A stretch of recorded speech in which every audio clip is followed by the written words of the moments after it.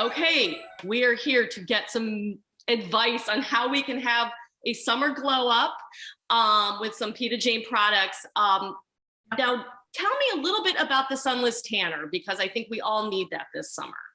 Yeah, absolutely. I mean, my reason for creating this line, PETA Jane Beauty, was number one, I feel like I'm a tanning expert because I've been doing it for roughly like 18 years now. Number two, you know, I don't want to sit in the sun for a week to try to get some sort of brown color and then the vacation's over. You know, I want to go to vacation with the tan on, and, you know, just to be safer too, you know, sunbeds, laying out in the sun, the UV rays, skin cancer, all that stuff, you know, you just don't want to have to deal with that stuff. So that's why I have all the products here if you want me to show you, but I've got 3 different light, medium, and dark for our mousses. And then I have a tanning mist. You can mist your whole body, or this is really great for the face, you know, like that. And then we have our regular mitt, which we use with our mousses. You just spray it on there and rub that in. This is like a game changer. This thing, streak-free, no worries. It's like foolproof. You can't really go wrong. And then when I released my product, I released 1 mousse and 1 mitt back in February last year. I got so many people wanting to know how they do their back. You know, how do I reach my back? You know, and I would just, you know, it's hard. It's hard for everybody. So we made an extended mitt with handles that you put around and you do your back.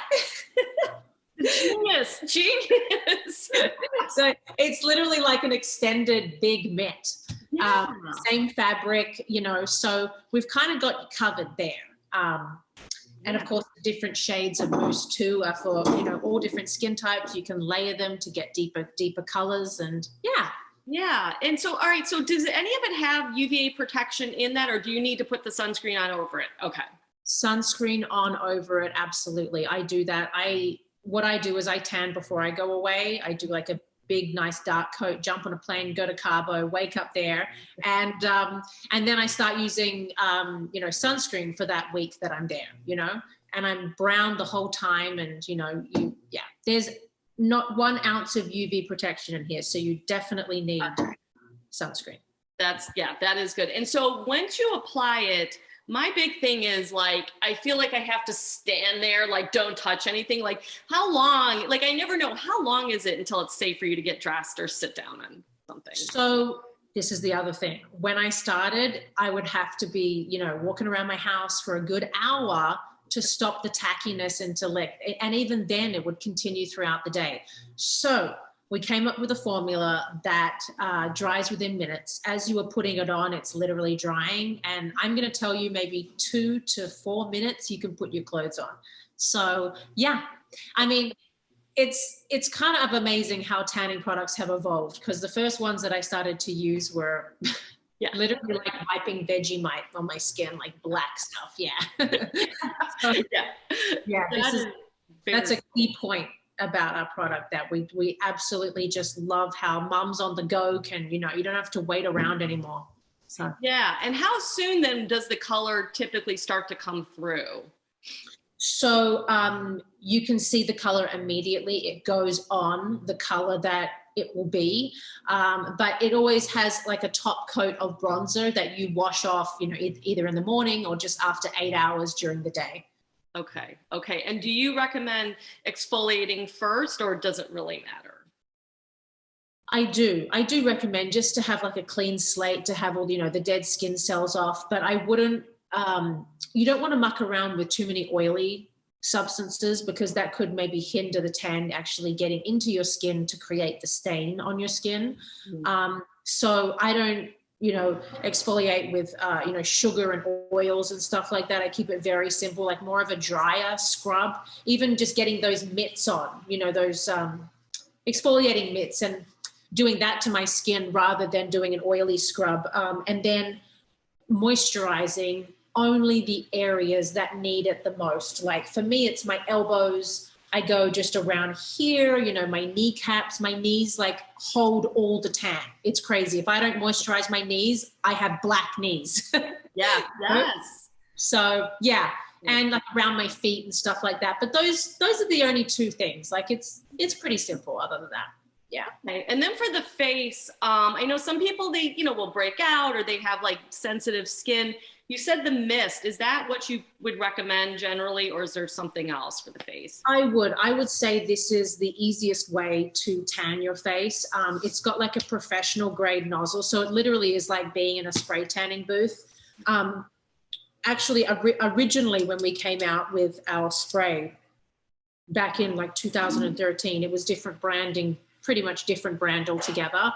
But you can do your whole body with this. As if you were standing like in a spray tanning booth. Yeah. This is like as powerful as that. So yeah, just hold it like about 1.5 feet away from your face and, put your hair back obviously so that doesn't get sprayed. Okay, yeah. Very cool. And so let's say you do one session of, head to toe. How long would you say you need to reapply and to keep the tan going? Well, I would say 7 days. It's slowly, like you'll see it just like slowly fade off. But for like a good 5 days, you'll have a solid tan and then it will just, slowly sort of wean off your body. But, I do different things. Like if I want to be really brown, I'm giving the example of carbo because that's what I'm thinking of off the top of my head. Yeah. I'll tan like every 2 days, every 3 days, so I can keep being like super brown, I see. Okay. Depends on what you want. Yeah. Okay.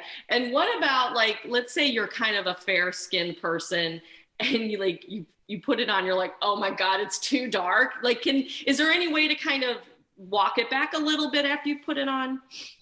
You know what? If you get it on and immediately think, oh my gosh, big mistake, too dark, I would just jump straight in the shower. Okay. Just jump in the shower.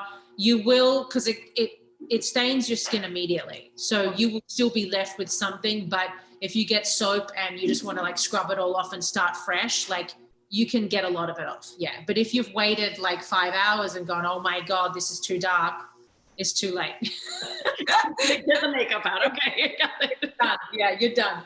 Got it. Okay. While we're talking about going to warm places, I know you guys are going to be going to Boca. Yes. Or you're there. Are you going to, now I know Maxim talked about doing dance classes. Are you going to be offering some instruction as well? Not that I know of. Maybe.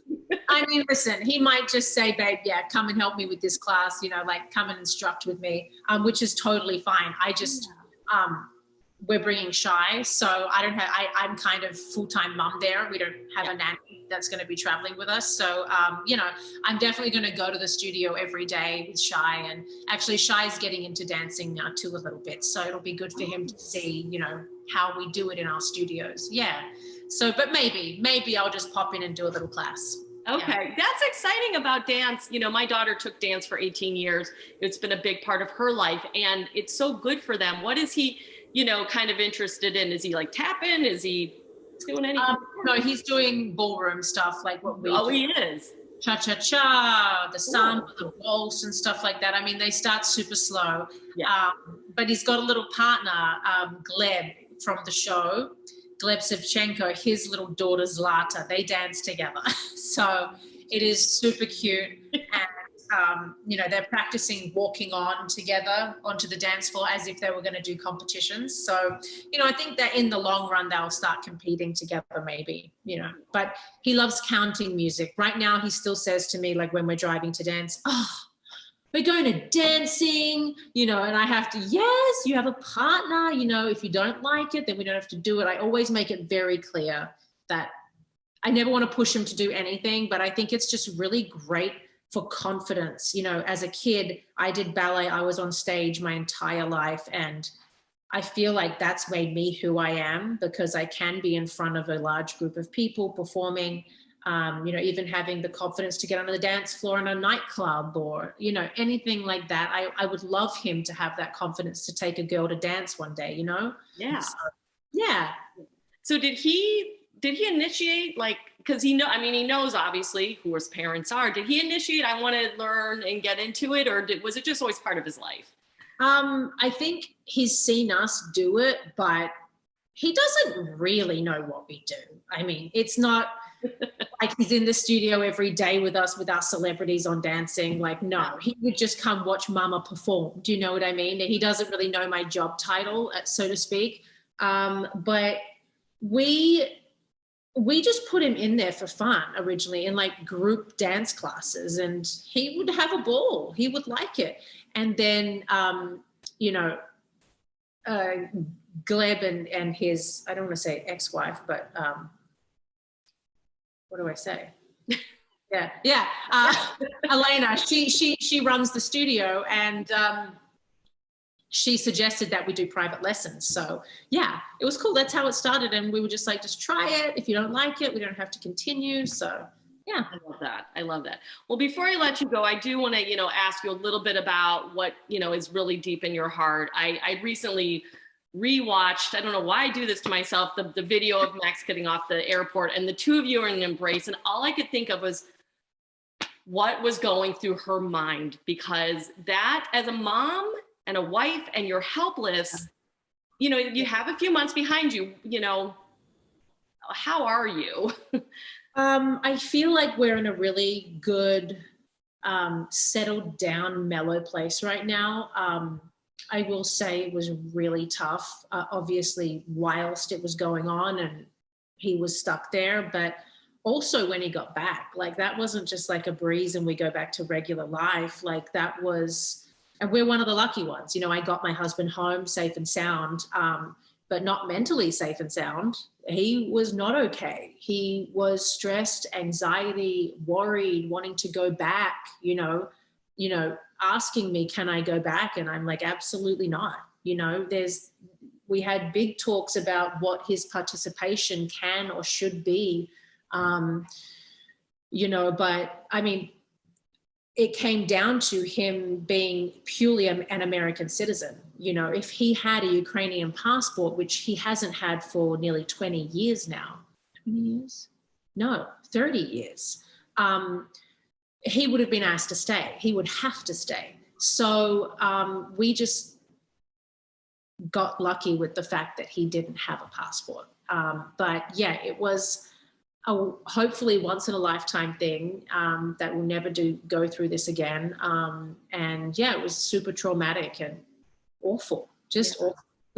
Yeah, I mean, and how do you take care of you? Because I know as a mom, you have your son and and everyone sort of comes to you for that nurturing, but how are you staying, because that was traumatic for you as well.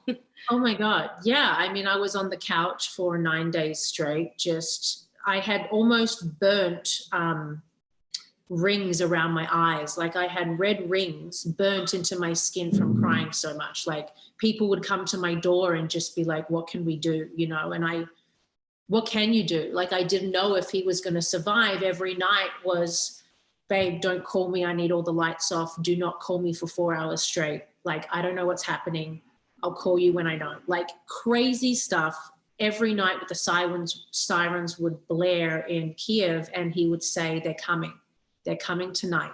And it was terrible for me, sitting on the couch, not being able to help. I called embassies, I called the consulates, and they all told me, sorry, we can't help you. Like, tell your husband to take cover. We can't help you. Yeah. So it was bad. Yeah.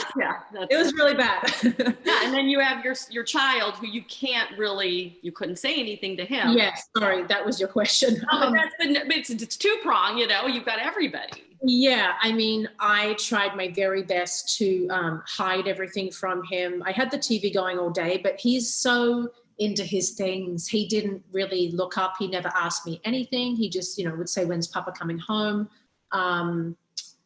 But, he asked me one day, he's like, Mama, are you sad? And I'm like, that broke my heart. And I was just like, oh my gosh. And I took myself into the bedroom, locked myself away and just cried. But it was really bad. Like he even had, going to school, he had some issues after because of like people were talking to him and knew who we are at the school, asking him if he's okay and puppies, and you could, like, all of this stuff. And like, I was trying to shield him from all of that, but he hears it from people. And yeah, it all around for everybody, it was just like a really traumatic situation. Yeah. Well, you're strong. But I think that was the thing. I would always look to you because, you know, you're the pillar of strength for your family. And you know. Yeah. You just, I mean, I would take myself, well, no, not in those 9 days. I would just be here. But, you know, I would take myself to the beach after that and just sit on the beach and try to calm, you know, because Max came back with so much anxiety. It was crazy, you know. Yeah. So dealing with everything coming at you is just it's a lot. It's a lot. You deserve to go sit by the pool in Boca. Yeah, no, we're good. Yeah, no, that's fantastic. Well, I'm glad everybody's home safe and sound. And those are some great tips though to get us into summer. Yes. But you know, we can, you know, sort of go safely, tan safely, and not streaky. No more streaks. And this guy is the game changer. Yeah, no, I think we all definitely need that as well. So, but thank you so much. I truly appreciate it today. Thank you for your time.